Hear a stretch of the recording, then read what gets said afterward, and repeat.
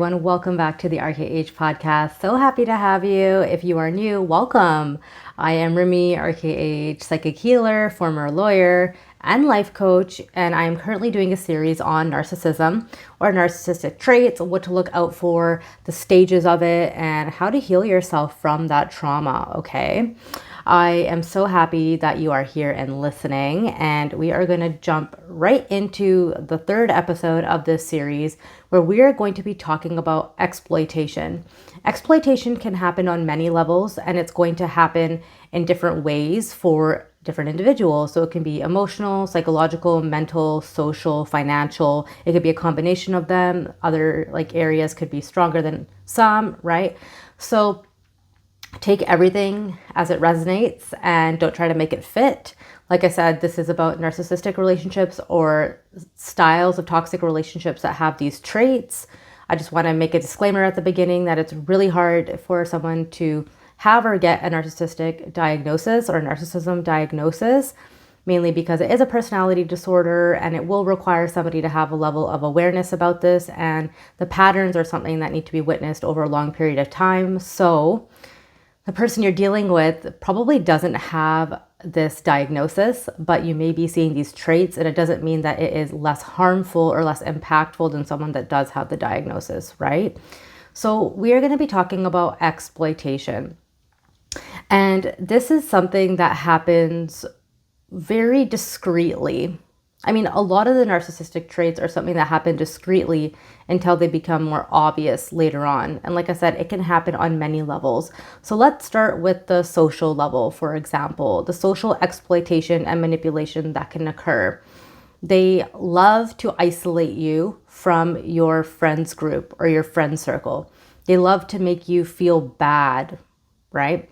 They want you to feel bad about yourself. They want you to feel uncomfortable. And the reason that is because they then have control over you. So you may witness that in social scenarios, they are constantly trying to trigger you, cross your boundaries, trying to tell you that people are making fun of you, trying to tell you that you are not wanted there, trying to tell you that people talk shit about you.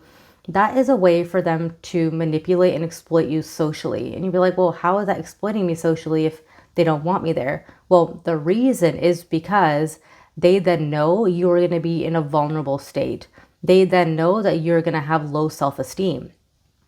So what you're going to do after is ensure that people like you, ensure that nobody wants to take advantage of you. You're going to ensure nobody is talking crap about you, right? And you're going to want to basically have the assurance that this person you're with, partner or parent, and usually this would happen in a partnership situation, right? You're going to want to make sure that they have your best interest. You're going to basically chase them for the extra validation and assurance. And they love that because what they want is for the vulnerable person to continue to chase them. And so they will make you feel like they are your only option, that they're the only ones that support you, that they're the only ones that like you. That is so damaging for self-esteem. That is so damaging for your value. And even the most confident person can fall into that. I definitely did. I was told many things about what apparently a lot of people around me thought about me and said about me and talked about me. And then I'm sure the tables were turned on the other side, right? Where that same narrative was being spinned on that side to keep me isolated or to keep you isolated. So this is something that occurs on a loop, and it becomes worse and worse and worse. They will target the people that you have a close relationship with. Sorry, my throat chakra. Or they will choose your weak spots. Okay? So it's one thing to look out for is, are you being isolated from your friends and family? Are you being isolated from theirs? Are you feeling that you are completely alone and ostracized? And the exploitation, is that leading you to continuously chase this individual that has these traits? The second is financial exploitation. So this could happen in a couple of ways. Wow, the shadow does not want me to get this out today. I'm so sorry about that. The financial can happen in a couple of ways. One, if you are making a lot more money than them or you are making good money, they may expect you to pay for everything of theirs, right? This also shows up awkwardly in like a provider mentality dynamic. Like, what are the roles kind of you have, right? Are you feeling safe in that environment? And it could be a man or a woman that has these traits. So are you being expected to do absolutely everything that is beyond your control? And also, do you feel exploited, right? Or are things not split equitably? Does this person make a lot more than you? Are you living in a household that they could maintain? And it's not that you should not be contributing, but are they expecting you to basically give 100% of your income, even though they may make X amount more than you, right? Are they keeping you in this lack, scarcity, dependent mindset? Are they keeping you stuck because they want you to perform for them? So this one will be weird, right? Some narcissists want you to buy things for them. They want you to treat them with luxury. They want you to validate them. They want you to, get all the brand names and go to all the expensive places and treat them all the time and say that if you're not doing that, that you're a bad person, right?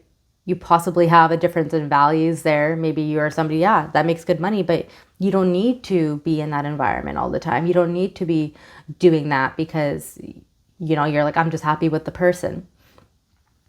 So that financial exploitation could happen in a lot of ways, like I said, and it could be even maybe addiction related. Does this individual have an addiction of some sort that they expect you to fund for them? Right? And how does that show up and how are you able to take care of yourself in those moments? Okay, that's number 2. And do they want to keep you in a constant stress loop, right? That's something to really look out for when it comes to any of these traits. Number 3, emotional exploitation. So again, are they wanting to keep you in a high level of stress and survival mode and anxiety? Individuals with these traits will constantly create something that will be a problem, right? And it gets to the point where they are so addicted to chaos, they're so addicted to that dopamine hit that they get, that they will just basically create arguments out of thin air, right? They'll basically just choose something that has nothing to do with the topic. It's not even reality, and they will create an argument because they want you to fawn over them. They want you to chase them. This keeps you constantly in that survival mode, constantly in that fight mode, constantly fighting for attention and affection.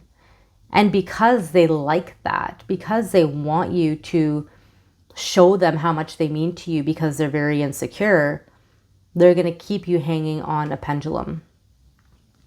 I've been in situations where we're at a nice dinner and literally at a flip of a switch, swearing, threats, I don't even want to be here. It's like, where does this even come from? Like, things were just fine 30 seconds ago, right? And it ends up becoming a whole evening saga of push and pull dynamic.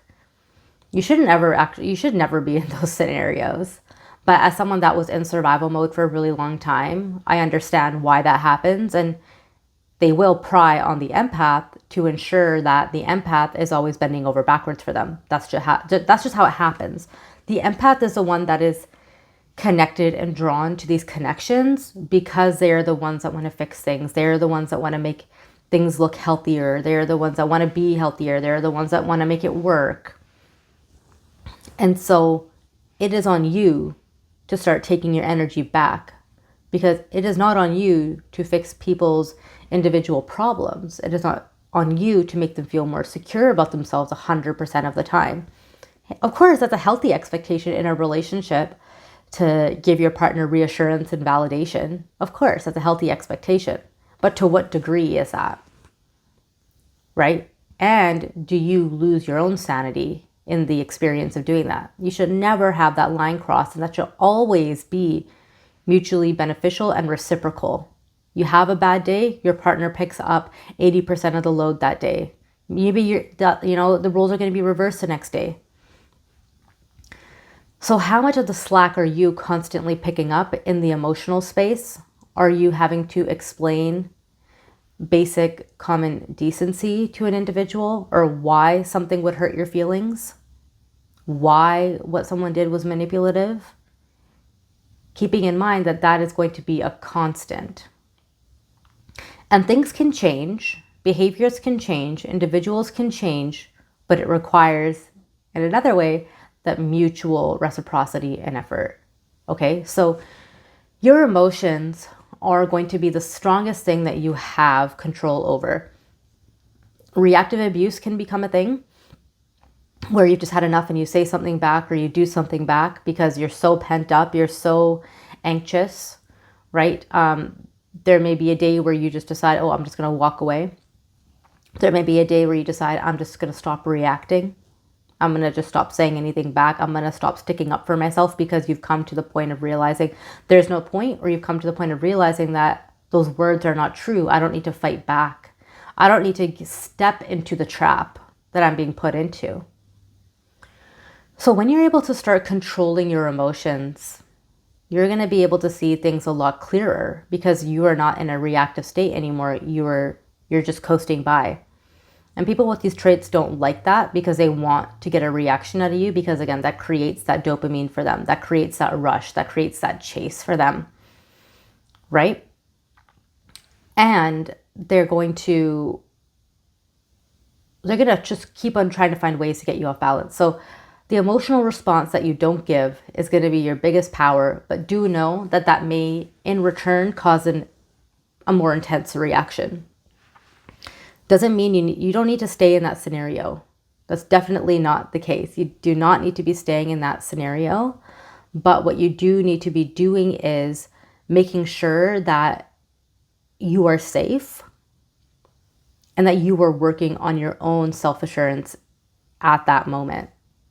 That you're not just not reacting to not react. You're not reacting because you know that's not the truth. It may take a little bit of time to get there, but you kind of get into this fatigue and brain fog. And that's the point where it can really actually start to go downhill as well if you don't get a grip on your circumstances. Because they're like, oh yeah, I beat this person down. They're down and they're battered and wounded. Now I can just keep on doing it. I can just keep on doing it. It can become more intense. So be very mindful of allowing yourself to step into that situation, okay? The next one I want to talk about is mental exploitation. So this is like psychological harm. This is rewiring your brain. A lot of people that are in toxic relationships actually end up going through a reformulation of like their brain tissue once it happens for a while. I remember in some moments I would say I feel I have brain damage, and it actually does cause psychological brain damage to go through that level of manipulation and abuse, because it's something that you become programmed with and hardwired with. And because it's such a close, intimate relationship, usually in partnership, can be also with parental figures, like I've said, you rewire the way you think, and the way that you rewire it is to be on the offensive all the time, or the defensive all the time. You're not able to just coast and skate through. You're like, no, like I got to make sure that the way that I position everything will ensure that there is no trigger. But again, these people create triggers. These people create things out of thin air to be mad about, even if you've done everything completely perfect. So for you, it's really important to maintain your mental strength and clarity, whether that's through coaching, counseling, meditation, seeking community. And I know it's really difficult to speak up about what you're going through and to talk to individuals about the hardships that you've had. It is very difficult. That is why I am making this series, because I want you to know what is wrong and also what I've been through and what I've gotten through. Right? If it's your first time listening, I'm going through my second divorce right now. It was an extremely toxic relationship. There were levels and layers of abuse woven through, and I will share my full story one day. If you're watching this or listening to this in the future, it may already be out. But I know, right? And I'm someone that, like, you know, not to toot my own horn, but has 3 degrees, is a spiritual healer. You know, like, it doesn't matter how educated you are. It doesn't matter the work you do. You can still get troped into this dynamic based on your trauma. So I don't want you to make yourself feel bad about how did I do this? Why did I do this? Because a lot of the times it's a part of our purpose to be in these situations. And I know that sounds really horrible, but we get to a point where we can graduate our lessons and we don't have to continue to go through the same things over and over again. So if we are drawn to something or our intuition is telling us to go somewhere in a certain direction, it can be because you are meant to learn something in that scenario so you can teach it in the future, so you can break the pattern, right? So you don't need to feel guilty about it. It's natural to have shame and concern and sadness. Don't feel guilty. Do not feel guilty. I'm holding so much space for you. Because again, that manipulative exploitation and mental exploitation is going to keep you stuck in that cycle and loop. And because you've heard all of these negative things about you for so long, a part of you inside may believe it. Your inner child may be very triggered in those moments. And they may be like, oh, well, yeah, maybe I do feel that way. Oh, yeah, maybe this is true, right? So gaining the mental stamina and clarity is crucial. You can do this, like I said, through meditation, counseling, coaching. I would love to coach you if you want to coach with me. You can get it via the link in my bio. You can also join my relationship bootcamp, which is now healing your relationships, internal and external from you. Okay, only $37 a month. You can get that via the link in my bio. We have an instant messaging group, meditation, and all of that. You're also able to start reframing your mindset through positive affirmations. Go and look at all of your accomplishments. Go and look at everything you've been through. Go and look at your resilience. Shifting is very important, and going into environments where you feel safe. So you can see the contrast of where you feel unsafe. That's something for me that was really hard to feel, was when I got into a place of more balance. Going back into the home I was in used to give me like an anxiety attack. I used to cry. It gave me so much, like my stomach would churn, and it would just sometimes, like one time, I just had to put something through the mailbox slot, and I cried then for like 30 minutes because my body was so in shock. Because your energy remembers, but when you start your healing process, you can start to feel the difference. But even at the beginning, when you go into an environment that is better for you, that is more grounded and that is more supportive, you're going to feel that stark contrast when you're starting to assess, okay, where should I be? What should that look like? Etc. Okay? So crucial. The overall exploitation, like I was saying, is going to be something that you need to be aware of on many levels. You may not be facing all of it, but you need to know that if these situations continue to escalate, it will only become worse and it will only become harder to recover. The recovery is possible if there's a mutual benefit, but the level of manipulation is something that will need to be addressed, because somebody needs to be aware of their manipulation habits, their lying habits, their toxic habits, and that is all possible. We want everybody to heal. We want everybody to have that. But what I want for you the most is to feel supported, is to feel strong, is to feel that you are in a community that wants the best for you. That wants the best for you, that you are around people that are uplifting you, right? So that is going to be the decision you need to make. And the question will be, well, what if this person does this? Or are they ever going to do this? You need to be asking yourself, what would you like to do for you? How do you want to feel? What do you want your life to look like?